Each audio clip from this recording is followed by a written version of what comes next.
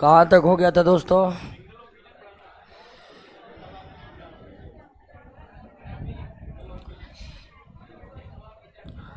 शांत हो जाइए, अब शांत हो जाइए।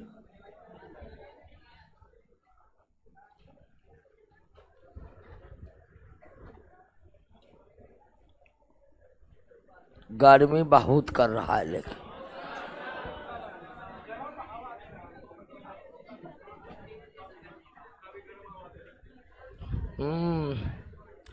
पंखा भी गर्म हवा सही में देता है।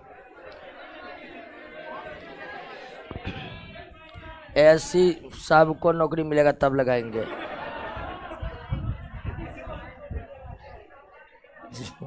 जब तक नौकरी नहीं तब तक एसी नहीं। चलिए आइए अब शुरुआत करते हैं और आज लाइट को ख़त्म कर देंगे। आज तो हमको लगता है क्लास नहीं भी लेंगे तो भी ख़त्म हो जाएगा। सही में बता रहे हैं। लाइट में जहाँ जहाँ से प्रश्न आता है सब कुछ डिस्कस कर चुके। अब वही डिस्कस करने के लिए रह गया जहाँ से कभी कभी प्रश्न आते। तो भाई जहाँ से प्रश्न आते हैं, एक भी प्रश्न आते हैं वो हमारे लिए महत्वपूर्ण है। चलिए, गोविंद कुमार, बम कुमार, अंकित कुमार, दीपू मिश्रा, चलिए सभी लोग आइए शुरुआत कर। कौन शुरुआत करेंगे? एंगल ऑफ विजन क्या है?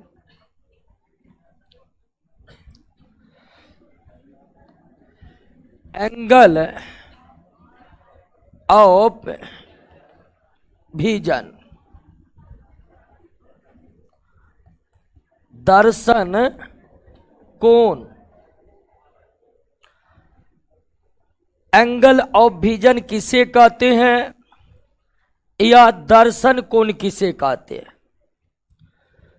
दोस्तों, कोई भी वस्तु मान लेते हैं कि ये एक वस्तु है और हमारा आंख यहां से इसको देख रहा है, तो एक वस्तु के द्वारा आंखों पर जितने डिग्री का कोण बनाता है उसे क्या कहते हैं?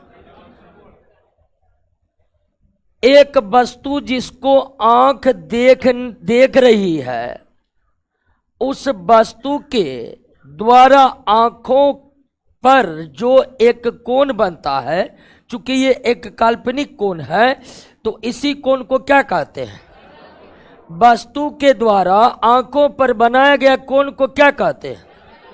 क्लियर हो गया? बात समझ गए? एक वस्तु जिसको आंख देख रही है, उस वस्तु के द्वारा इस तरह से आंखों पर जो कोण बनता है उसे क्या कहते हैं? दर्शन कोण कहते हैं। वस्तु बड़ा रहेगा तो दर्शन कोण बड़ा बनेगा, वस्तु छोटा रहेगा तो दर्शन कोण छोटा बनेगा। क्लियर? वस्तु बड़ा रहेगा तो दर्शन कोण बड़ा होगा, वस्तु छोटा रहेगा तो दर्शन कोण छोटा रहेगा। तीन वस्तु जो एक मीटर का है, दूसरा 2 मीटर का है, तीसरा 3 मीटर का लंबा वस्तु है, तो किस वस्तु के द्वारा आंखों पर सबसे बड़ा दर्शन कोण बनेगा? तो 3 मीटर लंबी वस्तु के द्वारा। अब दूसरी बात कि वस्तु ज्यों ज्यों आंखों से दूर होता जाता है तो दर्शन कोण छोटा होता जाता है। जब कोई वस्तु आंखों से दूर जाती है तो दर्शन कोण क्या होता है? और जब बहुत दूर चला जाए और दर्शन कोण छोटा होते होते 0 डिग्री हो जाए तब वह वस्तु आंखों को दिखाई। वही वस्तु जब निकट आएगा तो दर्शन कोण क्या होते जाएगा? बड़ा होते जाएगा। वस्तु दूर जाएगा तो दर्शन कोण छोटा, अब वस्तु निकट आएगा तो दर्शन कोण। और जब किसी वस्तु के लिए दर्शन कोण का मान 0 हो जाए तो आंखों को वो वस्तु दिखना बंद हो जाएगा। क्लियर? बात समझ गए? आंख जिन वस्तु को देख रही होती है उस वस्तु के द्वारा आंखों पर जो एक काल्पनिक कोण बनते हैं उसे क्या कहते हैं? दर्शन कोण कहते हैं। बड़ी वस्तुओं का दर्शन कोण बड़ा बनता है, छोटी वस्तुओं का दर्शन कोण, जो वस्तु आंखों से दूर जा रही होती है तो दर्शन कोण छोटा होते जाता है, और वस्तु आंखों के निकट आ रही है तो दर्शन कोण बड़ा होते जा रहा है। जिस वस्तु के लिए दर्शन कोण का मान जितना बड़ा होगा आंखों को वह वस्तु उतना ही स्पष्ट दिखाई पड़ेगा। किसी वस्तु के लिए जब दर्शन कोण का मान 0 है तो अब वो वस्तु आंखों को दिखाई नहीं देगा। दो प्रमुख यंत्र जिसमें एक का नाम है माइक्रोस्कोप, ठीक है, और दूसरा का नाम है दूरबीन। माइक्रोस्कोप जिसको हिंदी में क्या कहते हैं? सूक्ष्मदर्शी। दूरबीन, दूरबीन यानी कि दूरदर्शी। ये प्रमुख उपकरण है। और ये कैसे उपकरण है तो आप जानते ही हैं। सूक्ष्म से सूक्ष्म वस्तु आंख स्पष्ट देख सके वो दिखाने का काम करता कौन? अब बहुत दूर स्थित वस्तु को स्पष्ट देखने के लिए इस्तेमाल किया जाता है दूरदर्शी।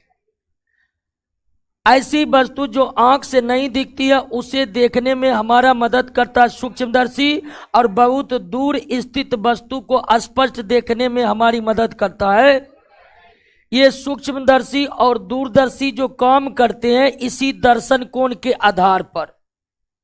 सूक्ष्मदर्शी छोटे से छोटे वस्तु के लिए दर्शन कोण का मान हमारे आंखों पर काल्पनिक रूप से क्या कर देते हैं?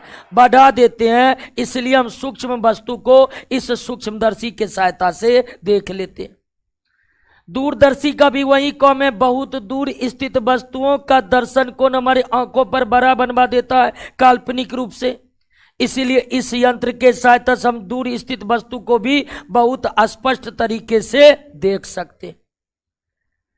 तो सूक्ष्मदर्शी और दूरदर्शी काल्पनिक रूप से सूक्ष्म वस्तु का और दूर स्थित वस्तु का दर्शन कोण, आंखों पर बने दर्शन कोण का मान काल्पनिक रूप से क्या कर देता है? बड़ा कर देता है। इसीलिए हम इस यंत्र से छोटे वस्तु को स्पष्ट देख पाते हैं और इस यंत्र से दूर स्थित वस्तु को स्पष्ट देख सकते हैं। क्लियर? कोई दिक्कत? दर्शन कोण समझ गए?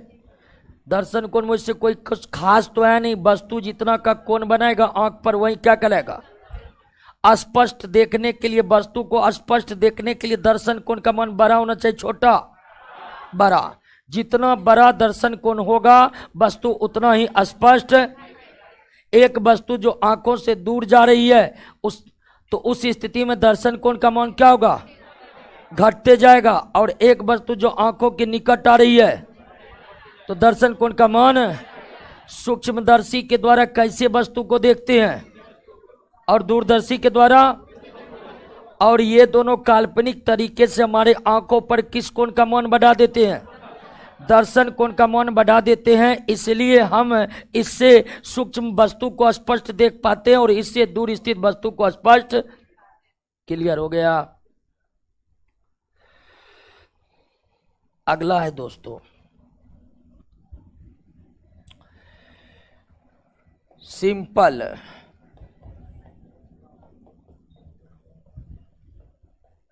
माइक्रोस्कोप, सरल सूक्ष्मदर्शी। अब सरल सूक्ष्मदर्शी क्या है, सिंपल माइक्रोस्कोप क्या है? तो अब तो माइक्रोस्कोप जान ही गए हैं कि ऐसा उपकरण है जिसके द्वारा सूक्ष्म वस्तु को देखा जाता है या आंखों से स्पष्ट न देखने वाली वस्तु को हम इस सूक्ष्मदर्शी यंत्र से देखते हैं। अब यह सरल सूक्ष्मदर्शी सिंपल माइक्रोस्कोप किस तरह से काम करता है, आइए इसके मैकेनिज्म को समझते हैं। दोस्तों एक बात हम पहले ही जान चुके हैं कि उत्तल लेंस के फोकस और ऑप्टिकल सेंटर, अगर ये F1 है और ये ऑप्टिकल सेंटर है, इसके बीच किसी वस्तु को रखते हैं तो इसका प्रतिबिंब कहां बनता है, ये आपको तो पता है। कहां बनता है जी? इसका प्रतिबिंब बनता है पीछे, इसका प्रतिबिंब बनता है पीछे बनता है। ठीक है, इसका प्रतिबिंब कहां बनता है? पीछे बनता है। कहां बनता है? पीछे बनता है। तो ये बात हम पहले ही जब प्रतिबिंब निर्माण की प्रक्रिया को पढ़ रहे तो ये समझे थे कि जब उत्तल लेंस के ऑप्टिकल सेंटर और फोकस के बीच वस्तु को रखते हैं तो उसी दिशा में वस्तु के पीछे बड़ा एक काल्पनिक प्रतिबिंब प्राप्त होता है। और यही मैकेनिज्म है किसका? सरल सूक्ष्मदर्शी एक उत्तल लेंस, कम फोकस दूरी वाला एक उत्तल लेंस होता है, जिसके सामने हम छोटी वस्तु को रखते हैं तो उसी तरफ उसका एक बड़ा प्रतिबिंब बनता है और इस बड़े प्रतिबिंब के द्वारा हम इस वस्तु का ठीक ठीक अंदाजा इस सूक्ष्मदर्शी से लगा पाएंगे।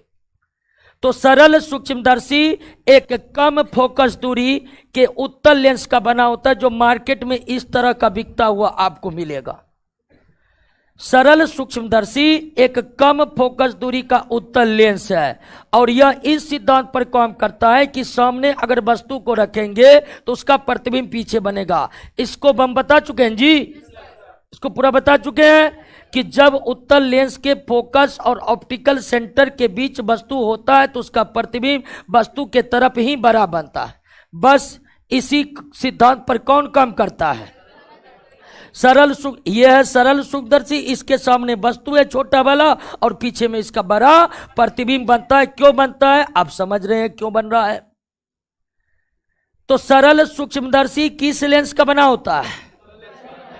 उत्तल लेंस का बना होता है। वैसे भी आप समझ लीजिए जितने भी सूक्ष्मदर्शी है सब उत्तले लेंस से बना होता है, जितने भी दूरदर्शी है वो सब के सब उत्तले लेंस का बना होता है, क्योंकि अवतल लेंस प्रतिबिंब बनाता है, अवतल लेंस तो प्रकाश को बिखेर देता है।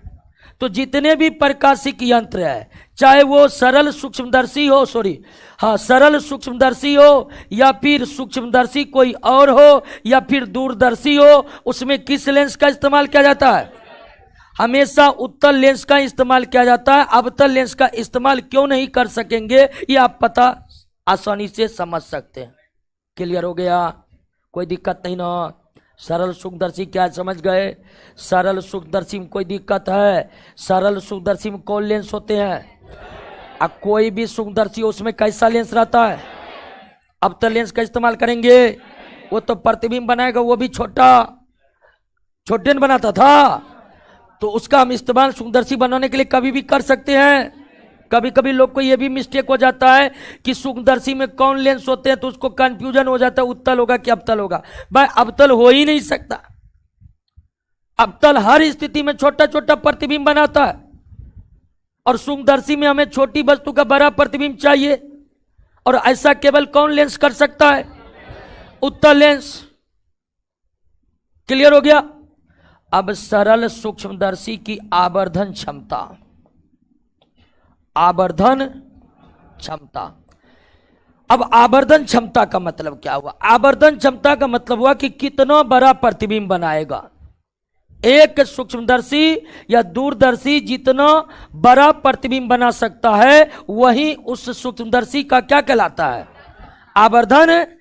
मान लीजिए हम कहेंगे कि किसी सरल सूक्ष्मदर्शी का आवर्धन क्षमता 2 है तो मतलब वो वस्तु का 2 गुना बड़ा प्रतिबिंब बना सकता है। यानी 2 मीटर की वस्तु है और आवर्धन क्षमता सूक्ष्मदर्शी का 2 है तो वह प्रतिबिंब 2 दूनी 4 मीटर का बना देगा। तो एक सूक्ष्मदर्शी की आवर्धन क्षमता हमें यह जानकारी देती है कि वह सूक्ष्मदर्शी छोटी वस्तु का कितना बड़ा प्रतिबिंब बना सकता है। और सरल सूक्ष्मदर्शी का आवर्धन क्षमता बराबर होता है 1 + d/f, जहां d बराबर कितना होता है? 25 सेंटीमीटर। जहां d बराबर कितना होता है? 25 सेंटीमीटर। स्पष्ट दृष्टि की न्यूनतम दूरी और f है फोकस दूरी।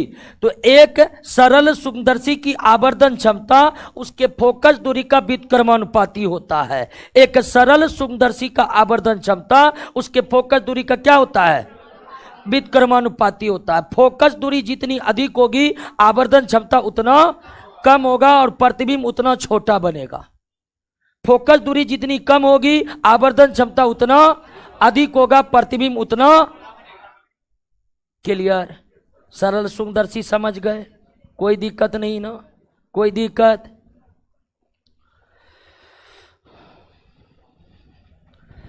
उसके बाद है दोस्तों संयुक्त सूक्ष्मदर्शी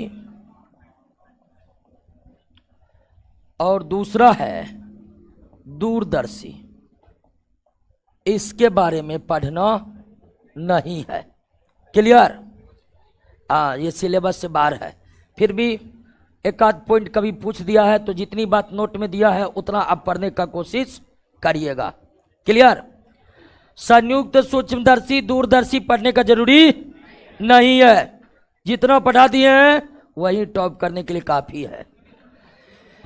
नहीं पूछा जाता है, आप किसी भी रेलवे का सिलेबस देख लिए, उसके भी सिलेबस से बाहर है, नहीं पूछा जाता। फिर भी आपको मन होगा तो नोट में हम विस्तार पूर्वक दे दिए हैं, और आपको पढ़ना होगा तो एक बार पढ़ लीजिएगा, और नहीं समझिएगा तो कोई दिक्कत नहीं, जितना समझिएगा उतना ही काफी रहेगा। क्लियर? अब आते हैं दोस्तों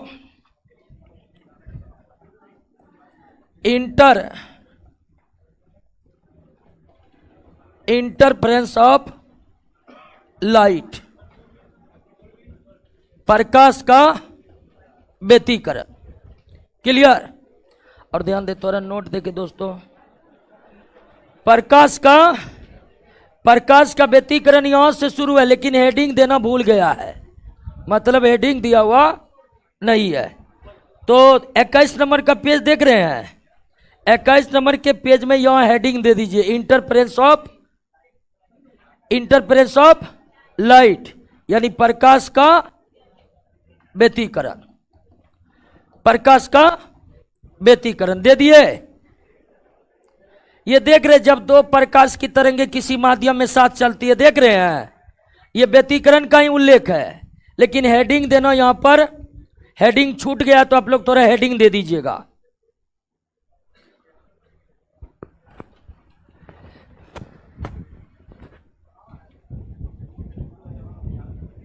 समझे? नहीं समझे? अरे आपके नोट में पेज नंबर 21 है, लाइट का पेज नंबर 21 है। लाइट के पेज नंबर 21 के सबसे ऊपर में लिखिए प्रकाश का व्यतिकरण, इंटरफेरेंस ऑफ लाइट। और जो शुरू है 21 नंबर का पहला पॉइंट किसके बारे में है? व्यतिकरण के बारे में। क्लियर? समझ गए? आइए अब समझते हैं व्यतिकरण का। एक क्वेश्चन आ रहा है, टोटल क्वेश्चन याद कर ले तो टेक्नीशियन निकल जाएगा, प्लीज बोलिए। अब टोटल क्वेश्चन याद कर लीजिएगा, तो उसके बाद आपको खुद महसूस हो जाएगा कि निकल जाएगा। पहले टोटल क्वेश्चन तो याद करिए। क्या? अब है जो भी क्वेश्चन है सिलेबस एक ना है जी। आप टेक्नीशियन का मेरा नोट नहीं पढ़िएगा, किसी और का नोट पढ़िएगा, वहां भी यही सब क्वेश्चन रहेगा। क्या? तो क्वेश्चन कोई नया थोड़ी रहता है। प्रकाश का व्यतिकरण टेक्नीशियन में जाकर बदल जाएगा। संयुक्त सूक्ष्मदर्शी आपको बता दिए, अब संयुक्त सूक्ष्मदर्शी का प्रश्न टेक्नीशियन में पूछे, बिहार पुलिस में पूछे, दरोगा में पूछे, आप बनाइएगा। तो क्या आप समझ गए दोस्तों? पूरा सिलेबस हर एग्जाम का बनेगा, इसके लिए कोई शक नहीं रहिए।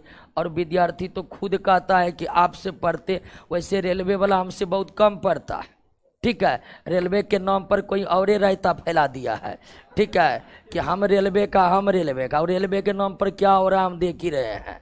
ठीक है, हमारा विद्यार्थी टनटने ले रहता है। ठीक है, हाँ, यानी इतना साइंस हम पढ़ा देते हैं कि हमसे जो एक बार गाइड ले लिया स्टूडेंट्स को, कहीं कोई दिक्कत नहीं होने वाला है। ठीक है, कहीं कोई दिक्कत होता है तो हमारे विद्यार्थी के पास इतना है कि अपनों कोचिंग खोल के पढ़ा सकता है। ठीक है, इतना हम विद्यार्थी को देते हैं, और ये कहते हैं कि हमारे सब विद्यार्थी को नौकरी नहीं होगा, लेकिन हमारा सब विद्यार्थी टीचर बनने लायक हो जाता है। इतना हम सिलेबस को कंप्लीट और समझा देते हैं।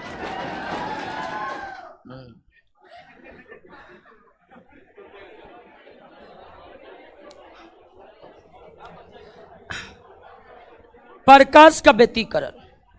अब नोट में प्रकाश के व्यतिकरण भी गलती है एक लाइन, तो उसको हम सुधारेंगे बाद में, लेकिन हम पहले व्यतिकरण या इंटरफेरेंस को समझते हैं।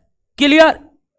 जब अब इंटरफेरेंस क्या है, इंटरफेरेंस क्या है?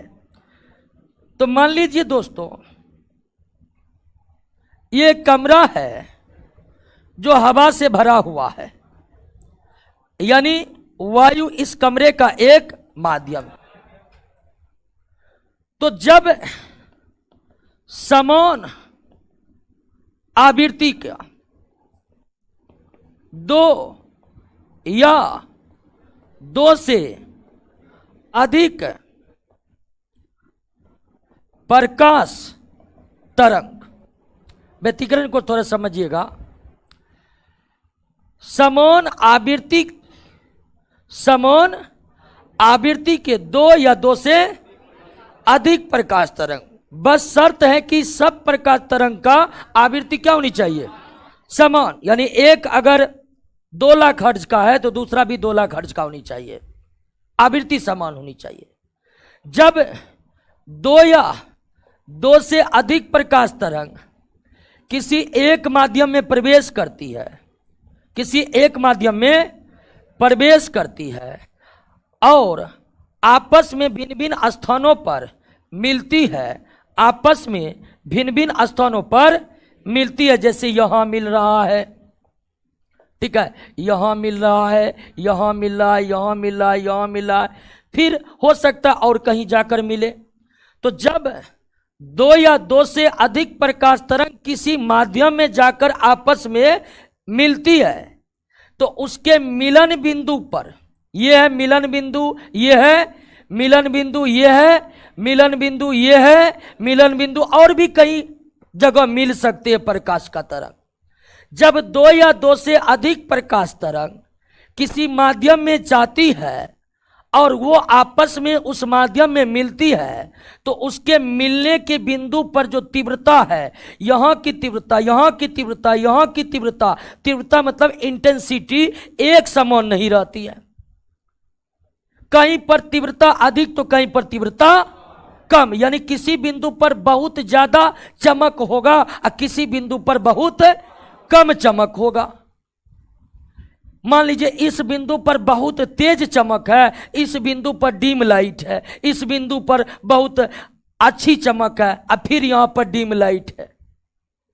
तो जब 2 या 2 से अधिक प्रकाश तरंग, जब समान आवृत्ति के 2 या 2 से अधिक प्रकाश तरंग किसी माध्यम में, माध्यम हवा भी हो सकता है, ठोस भी हो सकता है, द्रव भी हो सकता है, निर्वात भी हो सकता है, क्योंकि प्रकाश हर माध्यम में गमन करने में सक्षम है। ये बात तो आप जानते हैं कि नहीं जानते हैं? तो जब समान आवृत्ति के 2 या 2 से अधिक प्रकाश तरंग किसी माध्यम में प्रवेश करके वह किसी बिंदु पर मिलती है तो किसी बिंदु पर प्रकाश की तीव्रता अधिक होती है, अर्थात चमक बहुत ज्यादा होती है, तो किसी बिंदु पर प्रकाश की तीव्रता बहुत कम हो जाती है, यानी चमक बहुत कम हो जाती है। इसी घटना को क्या कहते हैं? बात समझ गए? समझ गए ना? यानी सीधा सीधा व्यतिकरण क्या है? 10 आदमी 10 तरफ से टॉर्च जला रहा है तो एक दूसरे का रोशनी एक दूसरे से मिलेगा कि नहीं? भिन्न भिन्न जगह मिलेगा, एक ही जगह नहीं, भिन्न भिन्न जगह मिल सकता है। तो भिन्न भिन्न टॉर्च का रोशनी, जब मान लीजिए 10 दिशा में 10 आदमी टॉर्च जला रहा है, उनसे प्रकाश तरंगे निकल रहा है, लेकिन भिन्न भिन्न दिशा से अगर टॉर्च आदमी जलेगा तो भिन्न भिन्न टॉर्च से निकले प्रकाश तरंग किसी माध्यम में कहीं पर जाकर क्या होगा? मिलेगा। लेकिन उस मिलने के क्रम में क्या होता है कि मिलन बिंदु पर कहीं पर तेज रोशनी या कहीं पर कम रोशनी, 2 या 2 से अधिक प्रकाश तरंग जहां मिलती है, जिन भिन्न भिन्न बिंदु पर मिलती है, उन भिन्न भिन्न बिंदु पर कहीं पर तेज रोशनी और कहीं पर कम रोशनी हो जाती है। इसी घटना को क्या कहते हैं? समझे कि नहीं समझे? समझ गए? जब समान आवृत्ति के 2 या 2 से अधिक प्रकाश तरंग किसी माध्यम में मिलती है तो उस मिलन बिंदु पर, किसी मिलन बिंदु पर प्रकाश की तीव्रता अधिक, तो किसी मिलन बिंदु पर प्रकाश की तीव्रता कम हो जाती है। और यह घटना क्या कहलाता है?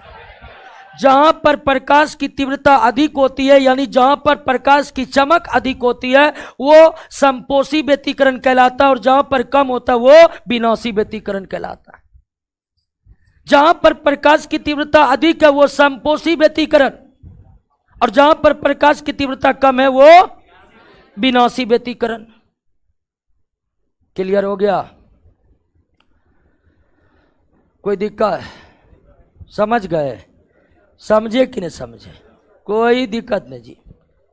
भिन्न भिन्न तरफ से प्रकाश आया, आपस में मिल गया और कई जगह जाकर मिल गया। भिन्न भिन्न जगह जो प्रकाश मिला, तो कहीं पर प्रकाश चमक रहा है और कहीं पर डीम लाइट है।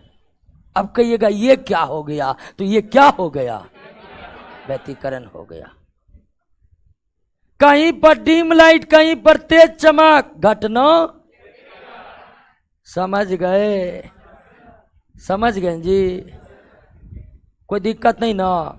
अब व्यतिकरण के कारण कौन सी घटना हमें देखने को मिलती है? CD compact disc. अब तो सीडी चलता नहीं है ना जी, पहले खूब चलता था। हम लोग तो 10 रुपया में भाड़ा करके लाते थे। ठीक है, पहले टीवीओ सब पटना में भाड़ा पर मिलता था। ठीक है, मतलब अब देखते हैं जो हमारे जमाने में टीवी भाड़ा पर देता था, अब वो सब फोटो स्टेट दुकान खोल लिया है।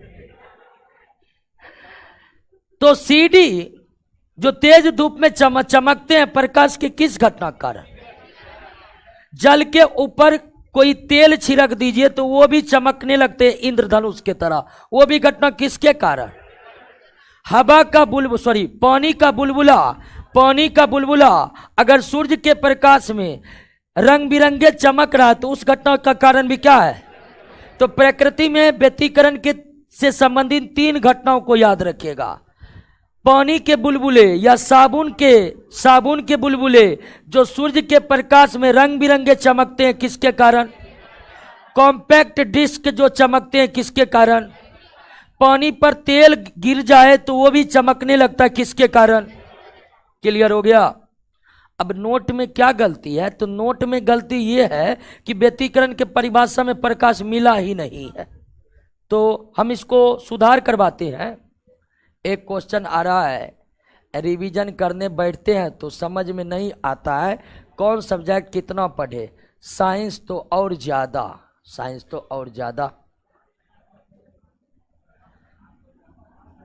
अब देखिए, रिवीजन करने में, अच्छा रिवीजन कैसे करें आज बताएंगे। और देखिए, रिवीजन करने का सबका तरीका अलग हो सकता है। ठीक है, तो हम जब तैयारी करते थे तो हम कैसे रिवीजन करते थे वो बात आपको बताएंगे। ठीक है ना? अब जरूरी नहीं है कि आप उसी तरह रिवीजन करें, आपका दिमाग और भी कुछ नया सोचकर और भी बेहतर रिजल्ट निकाल सकता है। तो आज हम इस बात की चर्चा करेंगे कि हम जब पढ़ाई करते थे तो हम रिवीजन का कौन सा नीति अपनाते थे, वो आज हम आपको बता देंगे। आपको अच्छा लगेगा फॉलो करिएगा, या पहले से वही नीति आप अपना रहे हैं तो अच्छा लगेगा तो उसको फिर से उसमें कुछ सुधार करिएगा। हाँ, प्रकाश के व्यतिकरण नोट में कुछ गड़बड़ है। गड़बड़ क्या है? तो पहला पॉइंट है,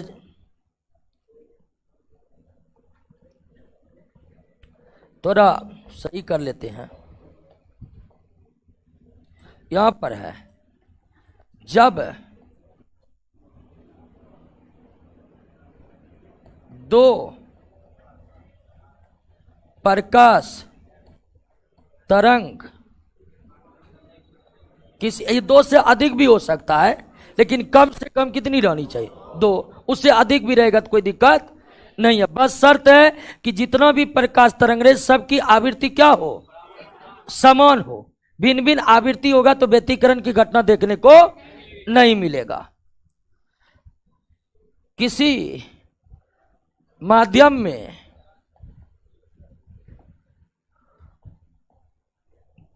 किसी माध्यम में एक साथ चलती है तथा माध्यम के भिन्न भिन्न बिंदु पर आपस में मिलती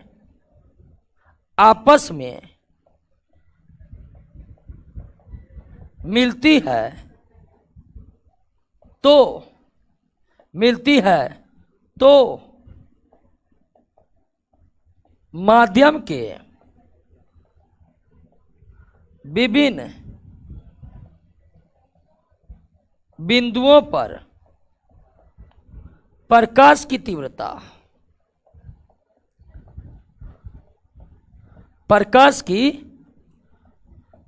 तीव्रता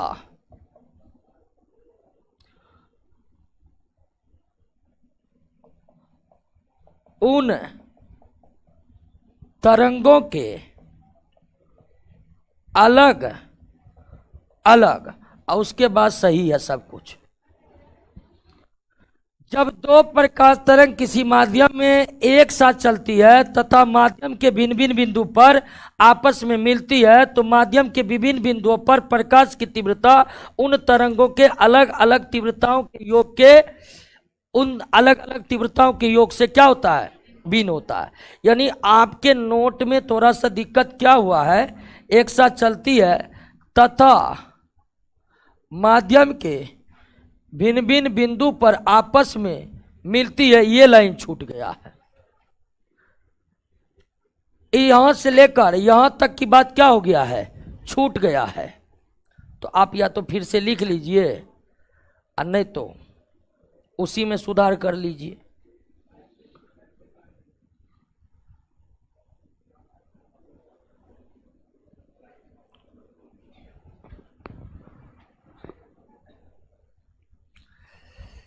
चलिए, एक विजय कुमार पाल है,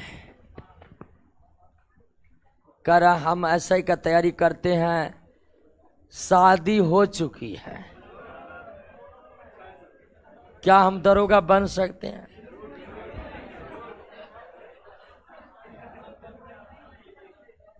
तो अब सवाल है शादी कर लिए कि नहीं करें, इससे वोट को कोई मतलब नहीं है। वोट को मतलब है आपके पढ़ने से। आप पढ़िएगा, पूरी तरह से त्याग करने के लिए तैयार है तो शादी हो जाए या तलाक हो जाए, आप दरोगा बन सकते हैं। क्लियर? ऐसा नहीं है कि जो शादी कर लिया उसको दरोगा नहीं होगा, या जो तलाक दे दिया उसको दरोगा नहीं हुआ, ऐसा कुछ भी नहीं है। सही कर लिए। व्यक्तिकरण का जो पहला पॉइंट है ना, उसमें यहां से लेके यहां तक छूट गया है, तो आप उसको सेटिंग कर लीजिए।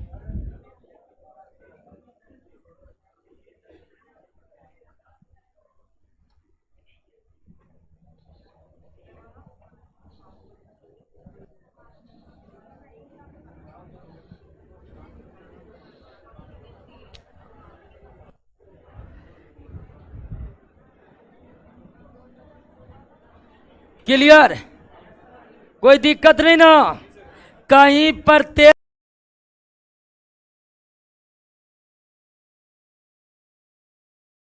लेकिन माध्यम एक ही रहनी चाहिए। अगर एक ही माध्यम में कहीं पर डीम लाइट कहीं पर तेज प्रकाश दिख रहा है तो समझिए कौन सी घटना घट चुकी है, व्यतिकरण की घटना घट चुकी है। व्यतिकरण का घटना घटने के लिए प्रकाश कम से कम कितना होनी चाहिए, अर्थात कितने प्रकाश तरंग कम से कम होनी चाहिए, और दोनों की आवृत्ति क्या भिन्न भिन्न आवृत्ति के प्रकाश तरंग मिलेगा तो व्यतिकरण होगा? नहीं होगा।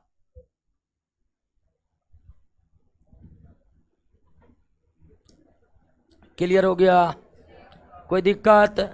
व्यतिकरण से संबंधित कितने घटनाओं को याद रखना है? तीनों तो याद ही हो गया होगा। सब सुधार लिए? अब आइए दोस्तों, डिफ्रैक्शन ऑफ लाइट। व्यतिकरण समझे कि नहीं समझे? अब देखिए, व्यतिकरण पूरा कंप्लीटली समझने के लिए कैलकुलस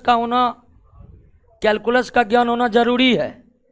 आप व्यतिकरण के बारे में विस्तार पूर्वक पढ़े होंगे क्लास 12th में।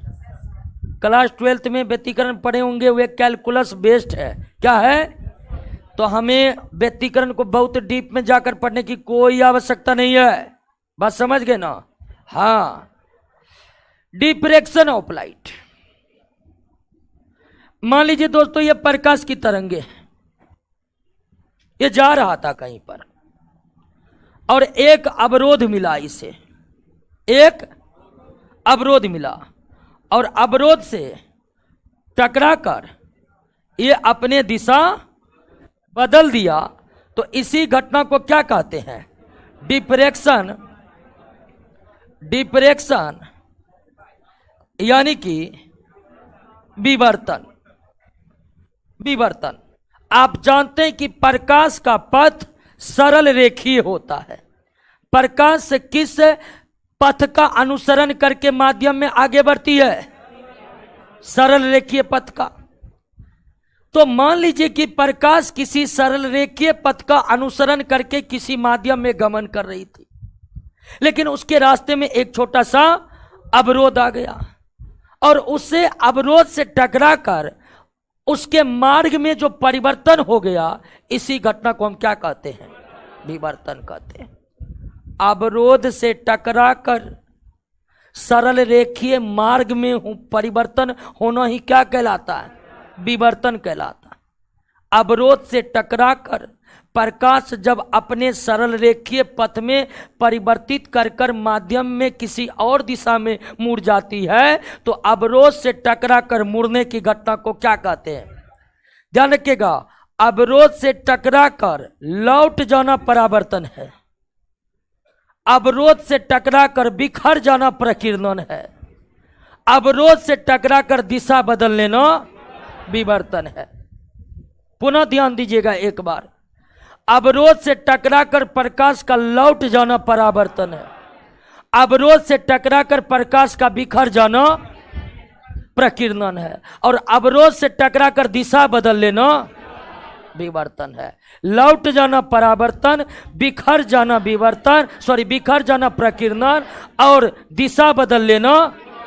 अभी इस दिशा में जा रही थी, दिशा बदल गई। अब प्रकाश के विवर्तन का शर्त है, शर्त यह है कि अवरोध बहुत छोटा होनी चाहिए। 400 नैनोमीटर से लेकर कहां तक? लगभग 750 या 800 नैनोमीटर ले लीजिए, और 1 नैनोमीटर बराबर होता है 10 के पावर 1 नैनोमीटर बराबर होता है 10 के पावर -9 मीटर। तो प्रकाश के विवर्तन का शर्त है कि अवरोध बहुत छोटा होनी चाहिए। अगर 400 नैनोमीटर से 800 नैनोमीटर लंबाई का अवरोध है, तभी उससे टकराकर प्रकाश का क्या होगा? विवर्तन। अगर इससे बड़ा है तब उससे टकराकर प्रकाश परावर्तित हो जाएगा। तो प्रकाश का विवर्तन एक अवरोध से टकराने पर होता है, लेकिन शर्त है कि उस अवरोध की लंबाई प्रकाश के तरंगदैर्घ्य के बराबर होनी चाहिए। और भिन्न भिन्न प्रकाश का तरंगदैर्घ्य 400 नैनोमीटर से लेकर 800 नैनोमीटर के बीच होता है, 400 नैनोमीटर से लेकर 800 नैनोमीटर के बीच होता है। तो इतनी बड़ी अवरोध इतनी छोटी अवरोध रहेगा, तभी उससे टकराकर उसका क्या होगा? क्लियर हो गया? बात समझ गए? कोई दिक्कत नहीं ना? अगर इससे बड़ा अवरोध रहा तब उससे टकराकर परावर्तन हो जाएगा। ठीक है, जैसे ये बहुत बड़ा स्ट्रक्चर है, समझाने के लिए हम बनाया है, वैसे ये अवरोध अत्यंत सूक्ष्म है, धूल कण से भी, यानी सुई के नोक, एकदम नोक ले लीजिए उतना बड़ा। बात समझ गए? कोई दिक्कत नहीं ना? समझ गए? विवर्तन समझ गए? आइए दोस्तों, अब समाप्त कर देते हैं।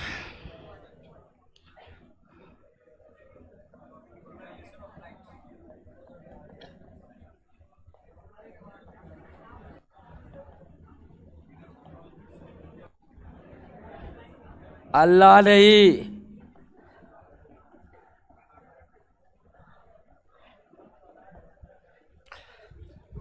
प्रकाश का ध्रुवण।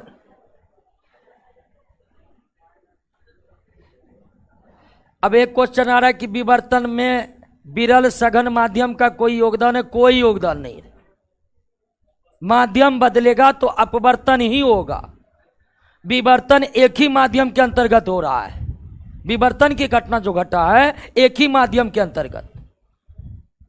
दो माध्यम, जब एक एक क्वेश्चन आया है कि प्रकाश एक माध्यम से दूसरे माध्यम, जैसे सघन से विरल, विरल से सघन होगा तो विवर्तन होगा। तो विवर्तन का शर्त है कि अवरोध से टकरानी चाहिए, दिशा बदलनी चाहिए। अगर आप माध्यम की बात करेंगे तो माध्यम बदलेगा तो प्रकाश का अपवर्तन होगा। आइए दोस्तों, अब हम पढ़ेंगे पोलराइजेशन ऑफ लाइट। यहां पर सबसे पहले हमें समझना होगा अध्रुवित प्रकाश क्या है। पहले आपको समझना होगा कि अध्रुवित प्रकाश क्या है। जब किसी प्रकाश स्रोत से प्रकाश निकलकर सभी संभव दिशाओं में गमन करे, ध्यान दीजिए, जब प्रकाश स्रोत से प्रकाश निकलकर सभी संभव दिशाओं में गमन करे तो ऐसे प्रकाश को क्या कहते हैं? अध्रुवित प्रकाश। जैसे सूर्य से प्रकाश जो पृथ्वी पर आ रही है, कैसा प्रकाश है?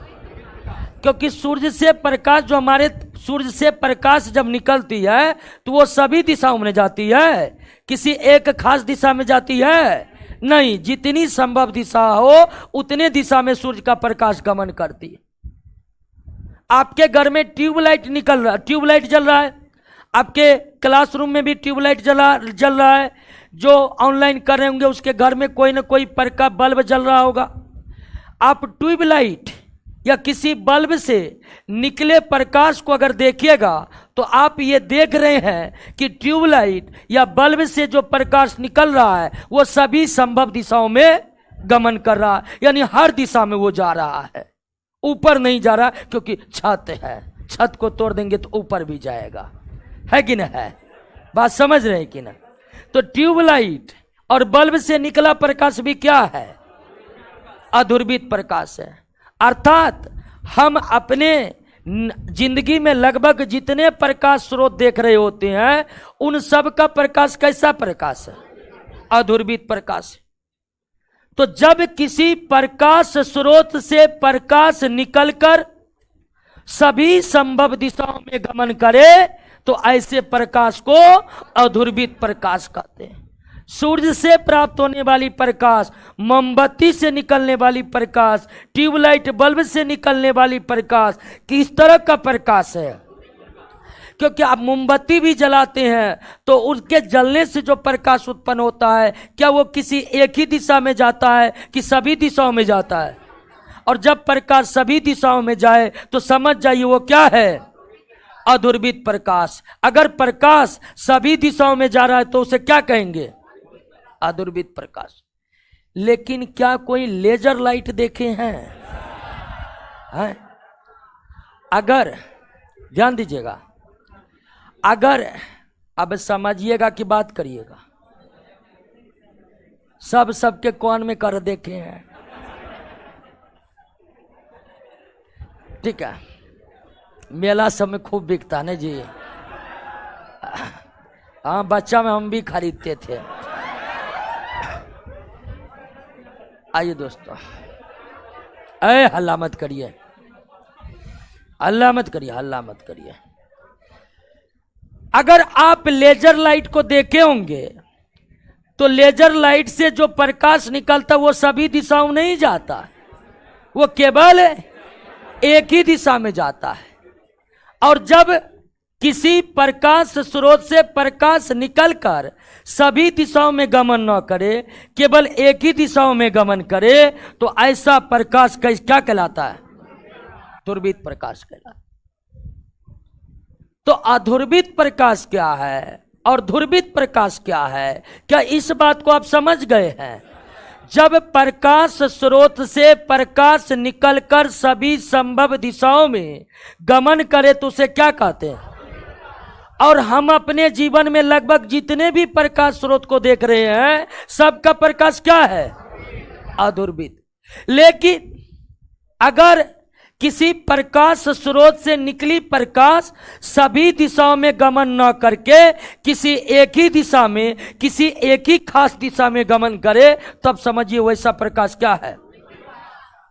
तो प्रकाश स्रोत से निकले अध्रुवित प्रकाश को ध्रुवित किया जा सकता है। ध्रुवित प्रकाश क्या है, अध्रुवित प्रकाश क्या है, आप समझ गए ना? कोई दिक्कत नहीं ना है?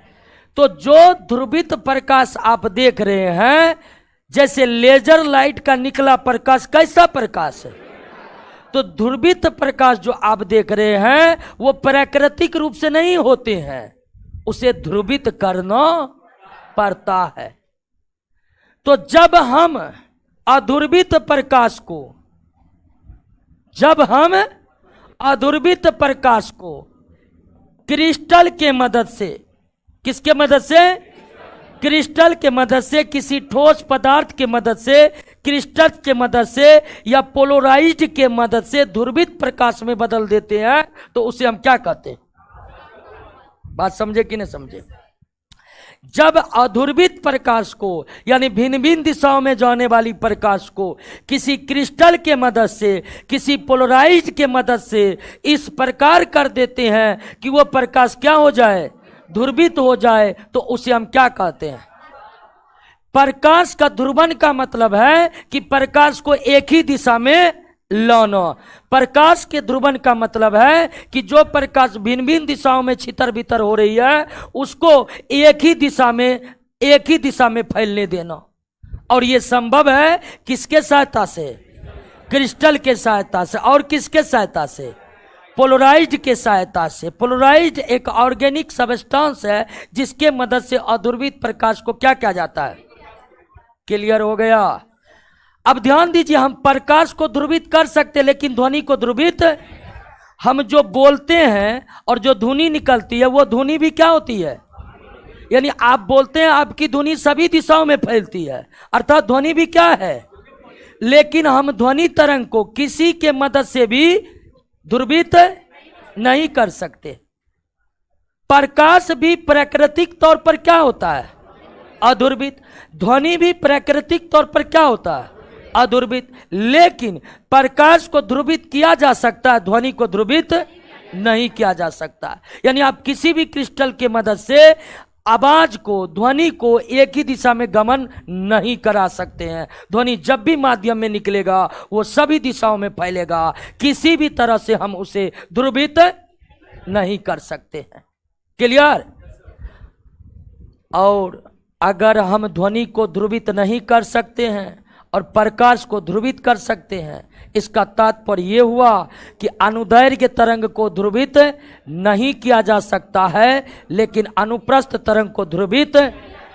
और जितने भी विद्युत चुंबकीय तरंग है, चाहे वो प्रकाश तरंग हो, अवरक्त तरंग हो, गामा तरंग हो, एक्स तरंग हो, कोई भी विद्युत चुंबकीय तरंग जब किसी माध्यम में चलती है तो उसकी प्रकृति अनुप्रस्थ होती है और अनुप्रस्थ तरंग को ही क्या किया जा सकता है? ध्रुवित। अनुदैर्घ्य तरंग को ध्रुवित नहीं किया जा सकता है, अनुदैर्घ्य तरंग को ध्रुवित नहीं किया जा सकता है। और दोस्तों लाइट समाप्त हो गया और रिकॉर्ड है सबसे लंबा टाइम में लाइट हम पर आए। अब कुछ लोग इसको पॉजिटिव में लेंगे कि चलो भाई बड़ी विस्तार से पढ़े हैं, अब कभी भी लाइट को फिर से किसी टीचर से पढ़ने की हमें जरूरत नहीं पड़ेगी, सिर्फ रिवीजन की जरूरी पड़ेगी। लंबा चला है, हमको लगता है 1 महीना हो गया होगा लाइट चलते चलते। 11 क्लास हुआ है तो काफी बड़ा चैप्टर है, काफी ज्यादा प्रश्न पूछे जाते हैं। इलेक्ट्रिसिटी भी इतना ही लंबा टॉपिक है। तो लाइट पढ़कर आप लोग संतुष्ट है कि नहीं है? आपको लग रहा है ना सारा कॉन्सेप्ट हम समझे? अब दोस्तों न्यूमेरिकल क्वेश्चन है, ठीक है? लेकिन न्यूमेरिकल क्वेश्चन से पहले आप लोग सबसे पहले ऑब्जेक्टिव प्रश्न को बना लीजिएगा। और आज ही रात 12 बजे सारे ऑब्जेक्टिव क्वेश्चन का डिटेल सॉल्यूशन आपको मिल जाएगा। और हम आशा करते हैं कि इतना गहराई में जाकर जो हम लाइट को पढ़े हैं, लगभग 70% 70 नहीं तो 60% क्वेश्चन जरूर आपसे बना होगा। जो हल्का पल्का आपको दिक्कत रह गई है, एक डिटेल सॉल्यूशन अवेलेबल कराएंगे। क्लियर? और सारा क्वेश्चन का सॉल्यूशन आज ही आपको मिल जाएगा। आप लोग जानते हैं कि सॉल्यूशन यानी क्वेश्चन का सॉल्यूशन का वीडियो क्लास बिल्कुल सबके लिए फ्री है, अवेलेबल करा देते हैं। और हमारे कुछ विद्यार्थी अगर नहीं जानते हैं कि क्वेश्चन का वीडियो सॉल्यूशन कैसे मिलेगा, तो हम पुराने विद्यार्थियों से हाथ जोड़कर रिक्वेस्ट करते हैं, उन्हें ऐप पर पहुंचना बताइए, उन्हें ऐप पर जो है कैसे उस क्लास को फ्री में वो कर सकते हैं, थोड़ा इसको बताइए। क्लियर? और आप लोग पुराने स्टूडेंट से बड़ी शिकायत, आप लोग ना प्रचार करते ना नए विद्यार्थियों को मदद करते, कुछ करते हैं आप लोग, समझ? ठीक है, तो थोड़ा हम पर भी ध्यान दिया कीजिए। ठीक है, अब आइए दोस्तों, एक बड़ी समस्या थोड़ा देख लीजिए आप लोग को कि कुछ मदद। ये देखिए, रिवीजन कैसे करें इसका कोई तरीका नहीं है। इसका सबसे बेस्ट तरीका यही है कि आपके दिमाग को जो सहूलियत लगता है उसी तरह से रिवीजन करें। हम ये बता रहे हैं दोस्तों कि हम कैसे रिवीजन करते थे। रिवीजन कैसे करें, ठीक है। हमने अपने समय को 2 भागों में बांटा था, दिन और रात। कोई टाइम तो भी 1 घंटा 2 घंटा बोले, दिन का समय और रात का समय। दिन का समय अमूमन हमारा 9 बजे 10 बजे से शुरू होता था और 6 बजे शाम तक चलते रहता था। और रात का समय लगभग 8-9 बजे शुरू होता था और 2 बजे रात तक चलते रहता था। ठीक है, यानी आप कह सकते थे हमारे दिन का जो पढ़ने का समय था 9 AM टू 6 PM या 7 PM, और रात का जो पढ़ने का समय था वो 9 PM टू 2 AM। क्लियर? अरे ध्यान दीजिए, ध्यान दीजिए, ठीक है ना? हाँ, अब इसी टाइम के बीच हम खाना बनाकर खा भी लेते थे। ठीक है, अब चूंकि जब हम पढ़ते थे हमारा रूम पार्टनर भी था, ठीक है, वो भी कुछ काम करता था। ठीक है, तो पार्टनर के सहयोग से इसी बीच में खाना बन जाता था। तो हम रूटीन ये बनाए थे कि या तो GS दिन में पढ़ लेंगे और रात में मैथ और रीजनिंग पढ़ लेंगे। ठीक है, रीजनिंग पढ़ लेंगे, ये हमारा रूटीन था। मैथ रीजनिंग रात में और GS दिन में। ठीक है, या आप उल्टा भी कर सकते हैं, दिन का समय सुरक्षित रख दीजिए, किसके लिए? मैथ रीजनिंग के लिए, रात के समय GS के। तो मैथ रीजनिंग में सेट लगाना है, कम से कम हमारा रूटीन ये था कि लगभग 150 क्वेश्चन तो रोज बनाना ही बनाना है। ठीक है, 150 क्वेश्चन रोज बनाना है, 200 क्वेश्चन रोज बनाना है। ये नहीं कुछ करते 100 क्वेश्चन तो बनाते ही बनाते थे। ठीक है, और लगभग किसी भी बुक में, मैथमेटिक्स के बुक में जो हम देखते थे 2700-3200 प्रश्न रहता था हमारे ज़माने में। आजकल तो मैथ का भी बुक काफ़ी मोटा हो गया है, लेकिन 2700-3200 सवाल होता था। तो हम कोशिश करते थे कि वो 22 दिन में 25 दिन में पूरी तरह से क्या हो जाए, बन जाए। फिर उसका क्या होने लगता था, रिवीजन होने लगता था। तो रूटीन में हम ये सेट करते थे कि मैथ के बुक में टोटल मैथ का क्वेश्चन कितना है, और अगर 125 या 150 का रेंज लेंगे तो कब तक वो समाप्त हो जाएगा। जैसे 3000 प्रश्न है तो 100 क्वेश्चन डेली बनाएंगे तो 30 दिन में क्या हो जाएगा, खत्म हो जाएगा। तो फिर भी हम सोचते थे कि कोई भी चीज़ 30 दिन से पहले खत्म हो, यानी 22 दिन में खत्म हो जाए, 21 दिन में खत्म हो जाए। ताकि फिर से शुरुआत करके, नहीं तो क्या होता है कि लंबा समय में खत्म होता है ना, तो डर बन जाता है कि पिछला हम भूल गए हैं। ऐसा होता नहीं है, आपको डर बन जाएगा पिछला हम भूल जाएंगे, लेकिन होता नहीं है। क्योंकि जब भी आपको डर लगता है कि पिछला हम भूल गए हैं, आपको क्वेश्चन निकाल के देंगे, तुरंत आप कहेंगे हाँ यही ऑप्शन सही है।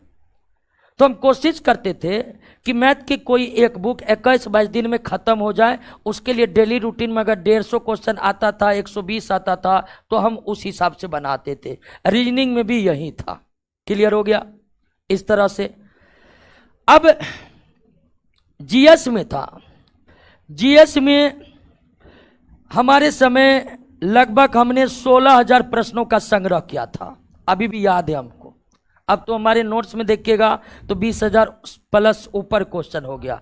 ठीक है, physics, chemistry, biology, economy, polity, Indian geography, world geography और हिस्ट्री, टोटल क्वेश्चन अगर हमारे नोट में देखिएगा 20,000 से ऊपर है।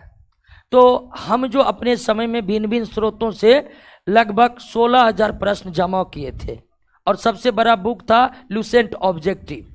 उस समय उस बुक से ज़्यादा किसी भी प्रकाशन के बुक में प्रश्न नहीं था। सबसे ज़्यादा प्रश्न का संग्रह लुसेंट ऑब्जेक्टिव में ही था, हम जिस समय तैयारी करते थे। और ये बात आपका लगभग 2012 से लेकर के 2018 तक के बीच का है। ठीक है, जब हम पढ़ते थे। हालांकि पीक सीजन था हम लोग का 2012, 15, 16 ये कह सकते, जब तैयारी एकदम पीक पर था। तो 16,000 प्रश्न था, इतना था। तो हमने रूटीन बनाया था कि हर दिन कितना प्रश्न, 500 प्रश्न को रटेंगे, 500 प्रश्न को रटेंगे हर दिन। ठीक है, हर दिन 500 प्रश्न को रटते थे। अब देखिए शुरुआत में दिक्कत होगा, जो एकदम शुरू से कर रहे हैं। सबसे पहले आप जीएस का रिवीजन कैसे करेंगे, तो जीएस का प्रश्न कलेक्शन कर लिए। अब आपको कैसे आगे बढ़ना है, जीएस का रिवीजन, मैथ का रीजनिंग का रिवीजन कैसे कर सकते हैं आपको हम बता दिए। अब जीएस का रिवीजन कैसे करते थे, अब मतलब रिवीजन शुरू करें या याद करना शुरू करें, ये हम रिवीजन की बात बता रहे हैं। रिवीजन तब होता है जब आपको पहले से सब कुछ याद है, एक बार पढ़ चुके हैं। लेकिन आप याद करने के लिए पहली बार भिड़े हैं, तो जो पहली बार याद करने के लिए भिड़े हैं वो कैसे याद करेंगे। तो सबसे पहले वो टारगेट लीजिएगा कि 1 से लेकर कहां तक याद करना है, 100 तक। 1 से लेकर 100 तक याद करना है।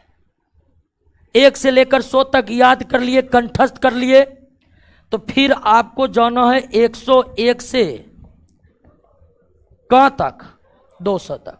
और जब 101 से 200 तक जाइएगा, कंठस्थ हो जाइएगा, तो फिर आगे नहीं बढ़ना है, अब जाना है कहां, 100 से 200। और यकीन मानिए इसको याद कर लिए, रिवीजन कर लिए, उसके बाद इसको याद कर लिए, इसको रिवीजन कर लिए।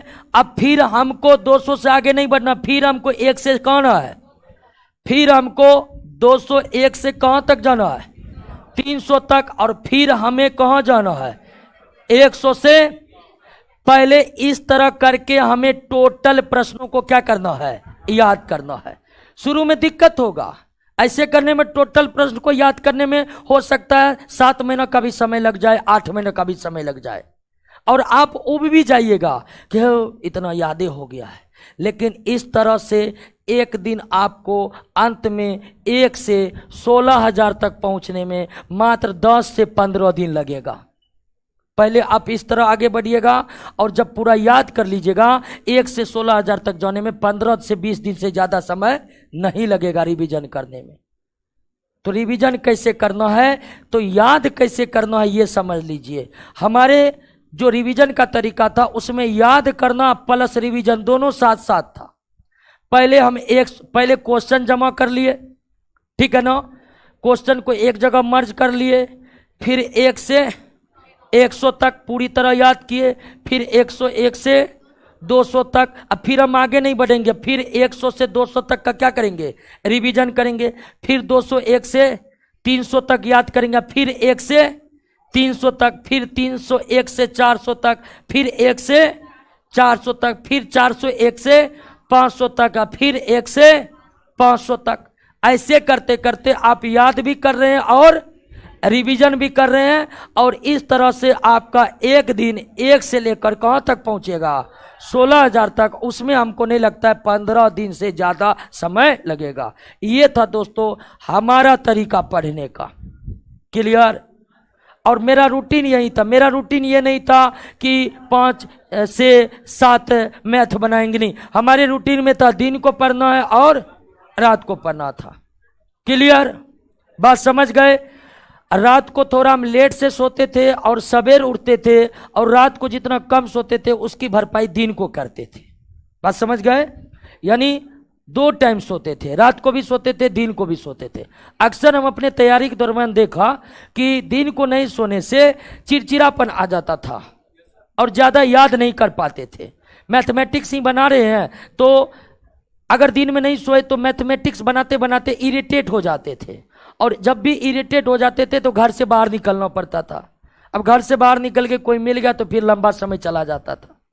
तो इसलिए हमने नियम बनाया कि रात को थोड़ा कम सोना है और दिन को भी सोना है।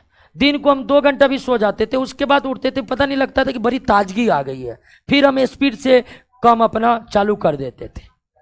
क्लियर हो गया? तो ये था हमारे तैयारी की रणनीति।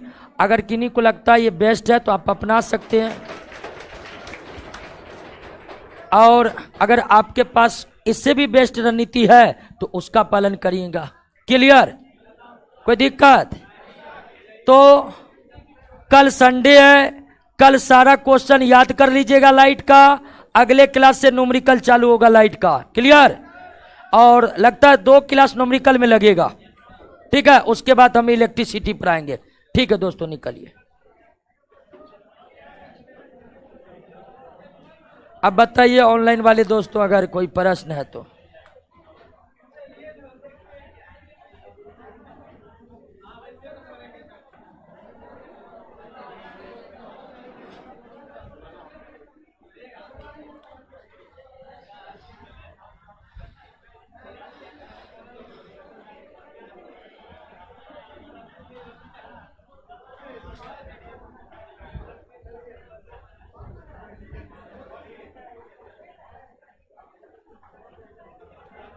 प्रकाश के विवर्तन में दूसरा पॉइंट गलत लिखा हुआ, थोड़ा विवर्तन वाला दिखाइए। सौरभ कुमार,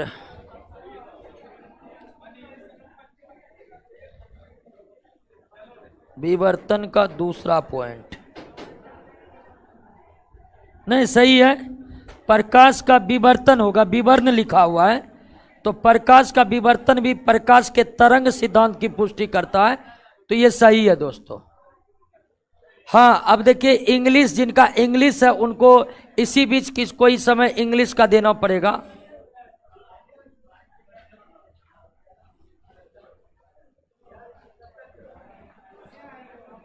भूल जाते हैं, इस थ्योरी का पालन करिएगा तो भूलने की समस्या समाप्त हो जाएगी। थोड़ा इस विधि से याद करने में लंबा समय लगता है, लेकिन अंत में जब आप पूरा याद कर लीजिएगा तो आपको लगेगा कि एक बार में सब कुछ हो गया है। ठीक है दोस्तों, दीपू मिश्रा, कन्हैया कुमार यादव, वीडियो अपलोड नहीं होता है, वीडियो अपलोड कर दीजिएगा। क्वेश्चन आंसर का आज हो जाएगा तो अब ये कर दीजिए। ठीक है दोस्तों, मिलते हैं अगले क्लास में न्यूमेरिकल प्रश्नों के साथ।